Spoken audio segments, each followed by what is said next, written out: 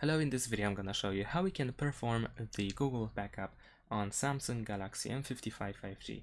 The first thing that we need to do is open the settings. In the settings, scroll down and go to Accounts and Backup. Over here, tap on Backup Data under Google Drive section. And here you can press Backup Now. Now before you do that, you can also scroll down to see backup details, and over here you can for instance go to Photos and Videos, and then you can select that you want to do the backup of them. So once you do that, you will be able to let's not allow notifications. Let's get started.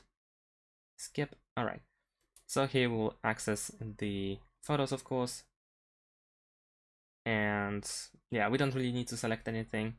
I don't see the reason why it opens up, but after selecting this, I think we can also go to we can go to Google account data, where we can select what we want to back up, like contacts, calendar, and so on and so forth.